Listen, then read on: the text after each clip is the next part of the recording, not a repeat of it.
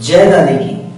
भक्तों, आप सभी का दादी सेना द्वारा आयोजित दादी महिमा के इस कार्यक्रम में स्वागत है। दादी जी से अगर सच्ची लगन लगा ली तो कुछ भी संभव है। दादी जी ने अगर आपकी सेवा स्वीकार कर ली तो कुछ भी संभव है।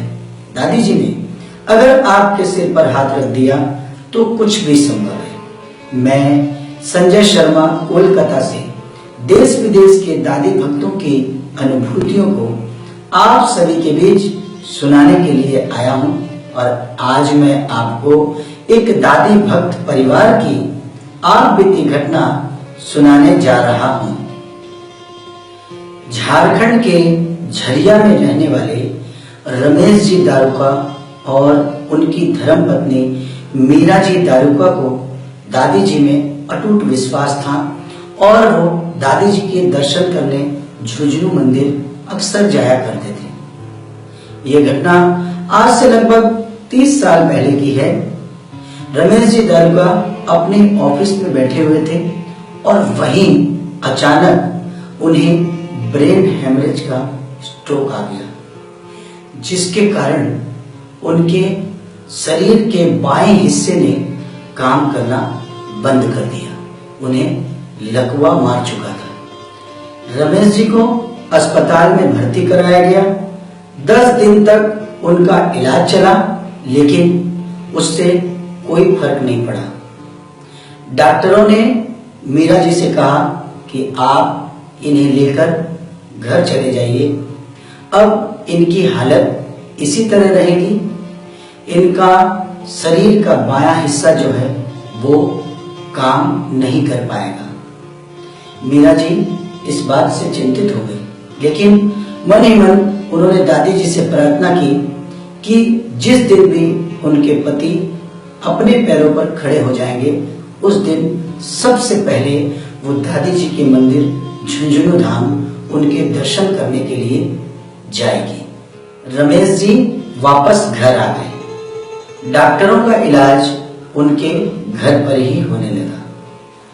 मीरा जी दादी जी से प्रार्थना करती थी कि जल्दी से जल्दी रमेश जी स्वस्थ हो जाएं। लगभग 3 महीने के बाद एक दिन अचानक मीरा जी ने देखा कि रमेश जी धीरे धीरे सहारा लेकर के अपने पैरों पर खड़े हो गए हैं। यह देख मीरा जी ने अपना मन बना लिया कि उनको साथ में लेकर दादी जी के दर्शन करने झुंझुनू धाम जाना है। दादी जी का नाम लेकर मीरा जी अपने पति रमेश जी एवं बेटे को साथ लेकर वहां से झुंझुनू के लिए रवाना हो गई।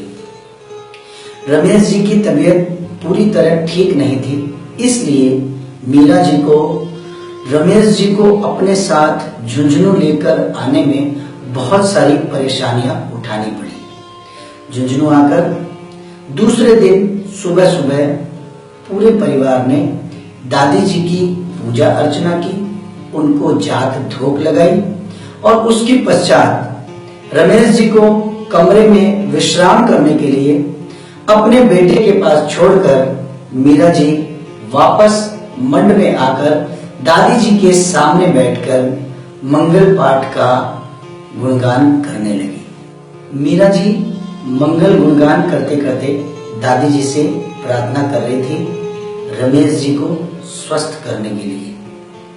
संध्या आरती का समय हो चला था, तभी अचानक मीरा जी की नजर पड़ी कि रमेश जी सामने से अपने आप चलते हुए आ रहे हैं और आरती शुरू होते ही वो मंदिर का घंटा बिना किसी सहारे के खड़े होकर के बजाने लगे। यह देखकर मीरा जी का मन प्रसन्न हो गया।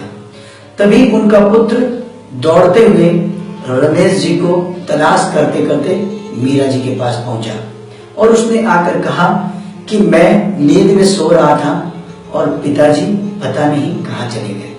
इस पर मीरा जी ने अपने पुत्र को दिखाया कि देखो, सामने दादी जी की कृपा से तुम्हारे पिताजी दादी जी की आरती में घंटा बजा रहे हैं। यह देखकर उनका पुत्र भी बहुत ही आश्चर्यचकित हुआ, लेकिन दादी जी ने उनके परिवार के ऊपर अपनी कृपा बरसा दी थी। मीरा जी की भक्ति को देख करके एवं उनके परिवार के समर्पित भाव को देखकर दादी जी ने उन्हें यह आशीर्वाद दिया। दादी जी की कृपा से रमेश जी पूरी तरह स्वस्थ हो गए और अपने आप चलकर ही झुंझुनू से घर लौट करके आए। उनका पूरा परिवार दादी जी के प्रति समर्पित हो गया। उनको इस बात का मन में विश्वास हो गया कि जब तक दादी की कृपा उनके साथ है, उनका कोई बाल भी बांका नहीं कर सकता। इसीलिए जिनको ये विश्वास होता है वो ये बात दादी के चरणों में हमेशा अर्पित करते हैं। आँखा खुशी से भर आवे थारे मंदिरिये में आके, ओ दादी इतनो प्यार लुटावे, दादी इतनो प्यार लुटावे। आँखा खुशी से भर आवे मारो मंदिरिये में आके, आँखा खुशी से भर आवे दादी मंदिरिये में आके। तो भक्तों, जो भी आज मेरी इस बात को सुन रहे हैं, मैं उनसे यही कहना चाहता हूं कि अगर कभी भी आपको या आपके परिवार को दादी जी ने प्रत्यक्ष या अप्रत्यक्ष रूप से अपनी अनुभूति कराई है, तो आप अपनी अनुभूतियों को हमारे पास लिख करके या रिकॉर्ड करके भिजवाएं, जिससे हम आपकी बातें दादी भक्तों तक पहुंचा सकें। इसी बात के साथ मैं आज अपनी बात को यहीं पर विराम देता हूं। अगले रविवार प्रातः 11 बजे फिर से दादी महिमा के माध्यम से दादी भक्तों की अनुभूतियां आपको सुनाने के लिए आऊंगा। और जाते जाते वही कहता हूं कि जगा लो ऐसी भक्ति की प्यास कि दादी जी रखे आपको अपने पास। तब तक के लिए जय दादी की।